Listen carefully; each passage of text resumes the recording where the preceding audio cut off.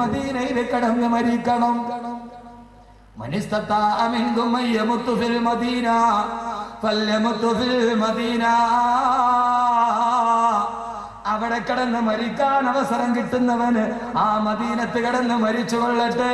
നാളെ അവന് വേണ്ടി ഞാൻ സ്വർഗത്തിൽ ശുപാർശ ചെയ്യുമെന്ന്. ഇതിനേക്കാൾ വലിയ ഇനിയൊരു ലാഭം ഈ ദുനിയാവിൽ എന്ത് നേടാൻ? അതിനേക്കാൾ വലിയൊരു ലാഭം ഈ ജന്മം കൊണ്ടിന് എവിടെ നേടാനാണ്? അല്ലാഹുവേ, അല്ലാഹുവേ, മദീനയോടുള്ള അനുരാഗം ഞങ്ങളുടെ മനസ്സിൽ നീ നിറയ്ക്കണേ തമ്പുരാനേ. അല്ലാഹുവേ, മദീന ഞങ്ങളുടെ മനസ്സിന്റെ ഉള്ളിലാവണം. ദിൽ തടപ്താ മജൽതാ ഹെ മേരാ ജബ് ഭി ആതാ ഹെ ഹജ്ജ് കാ മദീന. ദുൽഹജ്ജിന്റെ മാസം എത്തുമ്പോ എന്റെ മനസ്സിന് വല്ലാത്ത സന്തോഷമാണ്. മദീന കാണാമല്ലോ, ഖുബ്ബത്തുൽ ഖദറാ,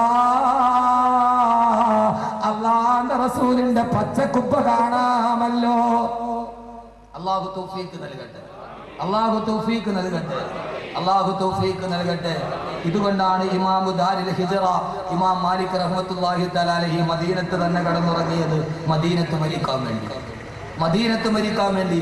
ഇതാണ് മദീനയുടെ പ്രത്യേകത. എല്ലാം പറഞ്ഞേക്കാനുള്ള സമയം നമുക്കില്ല. ഇതാണ് മദീനയുടെ പ്രത്യേകത. അല്ലാഹു സുബ്ഹാനഹു വ തആല നമുക്ക് ആ മദീനയിലുള്ള അനുരാഗം നൽകി അനുഗ്രഹിക്കുമാറാകട്ടെ. മദീനയോട് മാത്രമല്ല, മദീനയോട് മാത്രമല്ല, അല്ലാഹുവിന്റെ തിരുദൂതർ പറഞ്ഞു, മൻ ഖാദ അഹ്ലൽ മദീന. അല്ലാഹുവിന്റെ റസൂൽ പറഞ്ഞു, നന്നായിട്ട് കേട്ടോളി, ഗൾഫിൽ പോയി മദീനത്തൊക്കെ ജോലി ചെയ്യുന്നവർ നന്നായിട്ട് കേട്ടോളി. മൻ ഖാദ അഹ്ലൽ മദീന, ആരെങ്കിലും എന്റെ മദീനത്തെ നാട്ടുകാരെ വഞ്ചിച്ചാൽ, അന്നത്തെ നാട്ടുകാർ മാത്രമല്ല ഇന്നത്തെ നാട്ടുകാരും. ഇവിടെ നോക്ക്, മദീനയിലൊക്കെ കച്ചവടം ചെയ്യാൻ ആളുകളുണ്ടല്ലോ, ധാരാളം ആളുകളുണ്ട്. അല്ലാഹു നല്ല ബറക്കത്ത് കൊടുക്കട്ടെ. ചെറുക്കളയിലുള്ള ഒരു സുഹൃത്തുണ്ട് മദീനയിലുണ്ട്. അല്ലാഹു നല്ല ബറക്കത്ത് കൊടുക്കട്ടെ. മദീന വളരെ ഗൗരവത്തോടെ സമീപിക്കുന്ന ഒരു നാടാണ് മദീന. അല്ലാഹുവിന്റെ പ്രവാചകൻ പറഞ്ഞു, മൻ ഖാദ അഹ്ലൽ മദീന, ആരെങ്കിലും എന്റെ നാട്ടുകാരായ മദീനക്കാരെ വഞ്ചിച്ചാൽ, മദീനത്തെ അറബികളെ ആര് വഞ്ചിക്കുന്നുവോ, മദീനക്കാരെ ആര് വഞ്ചരിക്കുന്നുവോ,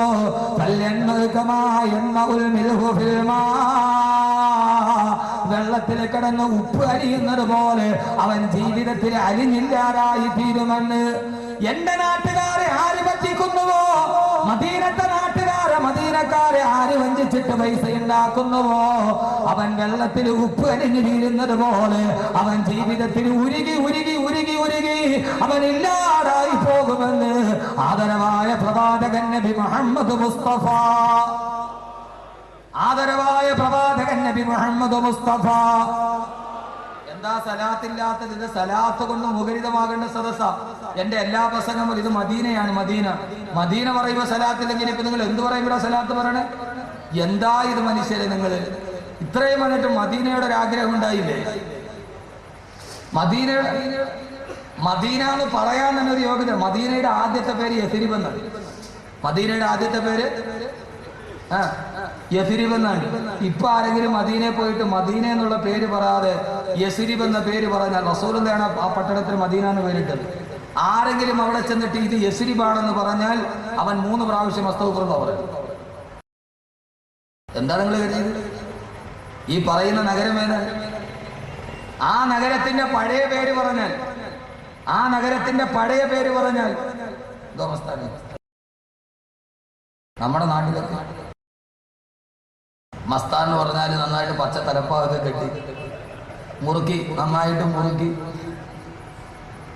ഒരു പഴയ വെള്ളം കൈരിയൊക്കെ കൊടുത്ത് കുറച്ച് മുറുക്കാൻ ഇവിടെ തലയിലും കുറച്ച് തലപ്പാവിലും ഒക്കെ നടക്കുന്ന ആളാണ് മസ്താൻ എന്ന് പറഞ്ഞത്. ഇവിടെ നല്ല അടിപൊളിയായിട്ട് ക്ലീൻ ഷേവ് ചെയ്ത് ഒറിജിനല്ല, ഡ്യൂപ്ലിക്കേറ്റ് മേഡിൻ കുന്നമ്പ് കാര്യങ്ങൾ. ഇപ്പൊ നോക്കിയപ്പോ നല്ല പയ്യൻ മസ്താൻ വിളിക്കും. അള്ളാഹു സ്വീകരിക്കട്ടെ. അതുകൊണ്ട് സഹോദരങ്ങൾ, ഇതൊരു പ്രസംഗത്തിന്റെ അല്ല, ഇതൊരു അനുരാഗത്തിന്റെ ഭൂമിയാണ്. ഇവിടെ നാം ചെല്ലുന്ന ഓരോ സലാത്തും നമ്മുടെ ജീവിതത്തിന്റെ ഏറ്റവും വലിയ ഗുണമാണ്. ആദരവായ പ്രവാചകൻ നബി മുഹമ്മദ് മുസ്തഫ സല്ലല്ലാഹു അലൈഹി വസല്ലം, മദീനയുടെ പേര് റസൂലുള്ളാഹിയാണ് മദീന. അതിനു മുമ്പ് യസ്രിബാണ്. യാ ആഖിര യസ്രിബ, ഖുർആൻ പറയുന്നുണ്ട്, യാ ആഖിര യസ്രിബ ലാ മുഖാമ ലക്കും ഫർജിഉ. ആരെങ്കിലും ഇന്ന് മദീനയിൽ പോയിട്ട് ഇത് യസ്രിബാണെന്ന് പറഞ്ഞാൽ അവൻ എന്ത് പറയണം? 3 പ്രാവശ്യം അസ്തഗ്ഫിറുല്ലാ പറയണം എന്ന് മഹാന്മാർ രേഖപ്പെടുത്തിയിട്ടുണ്ട്. എന്താ കാര്യം? ഇപ്പം നമ്മുടെ നാട്ടിൽ ഒരു നാടിന്റെ പേര് പറഞ്ഞിട്ട് അടുത്ത നാടാക്കും. ഇപ്പൊ ചെന്നൈയുടെ പേര് നേരത്തെ മദ്രാസ് ആയിരുന്നു, ഇപ്പോഴാണ് അത് ചെന്നൈയായത്. അവിടെ പോയിട്ട് ആരെങ്കിലും മദ്രാസ് ഒന്നും അസ്തഗ്ഫിറുല്ലാ പറയേണ്ട കാര്യമുണ്ടോ? പറയേണ്ട കാര്യമുണ്ട്? ഇല്ല. ലോകത്തെ ബാംഗ്ലൂരിന്റെ പേര് ഇപ്പോഴാണ് ബംഗളൂരു എന്നായത്. അതിന് മുമ്പ് ബാംഗ്ലൂരായിരുന്നു. ആരോടെ പോയിട്ട് ബാംഗ്ലൂർ എന്ന് പറഞ്ഞു? ഇപ്പോഴും നമ്മൾ ബാംഗ്ലൂരാ, ബംഗളൂരു എന്ന് ആരെങ്കിലും പറയൂ? അത് പറഞ്ഞാൽ അത് പറഞ്ഞു ആരെങ്കിലും പറയൂ? അതുകൊണ്ട് ലോകത്തിൽ വാതകമില്ല, അതിന്റെ പേരിൽ ശിക്ഷയില്ല. പക്ഷേ സഹോദരങ്ങളെ, ആത്മാവിന്റെ ആദർശന്റെ നായകൻ കിടക്കുന്ന നാട് അള്ളാന്റെ റസൂല് പേരിട്ട് കൊടുത്തതാ.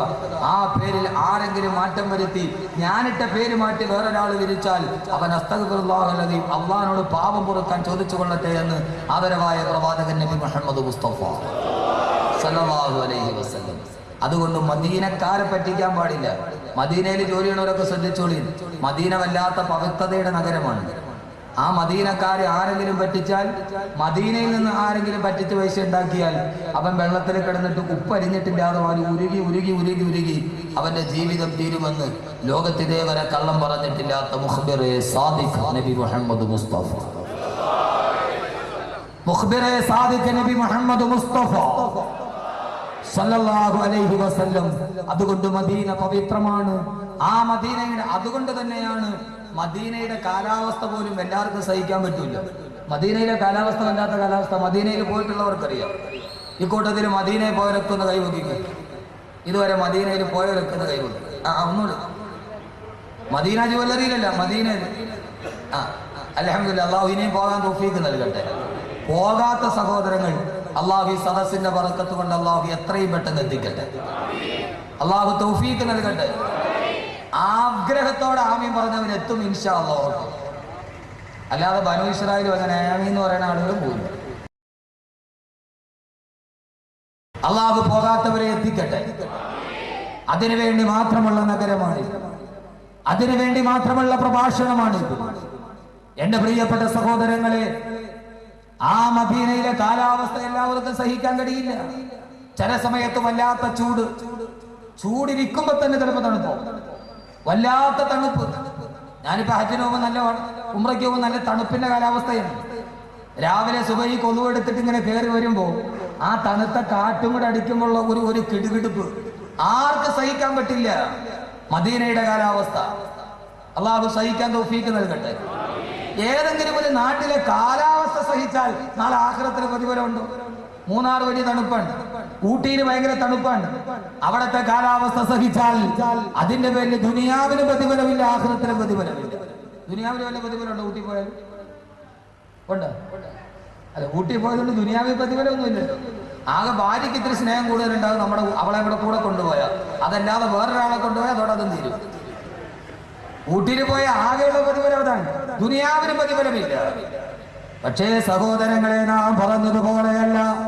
അള്ളാഹുവിന്റെ പ്രവാചകൻ പറഞ്ഞു, അള്ളാഹുവിന്റെ പ്രവാചകൻ പറഞ്ഞു, എന്റെ മദീന ഏതെന്നറിയോ? എന്റെ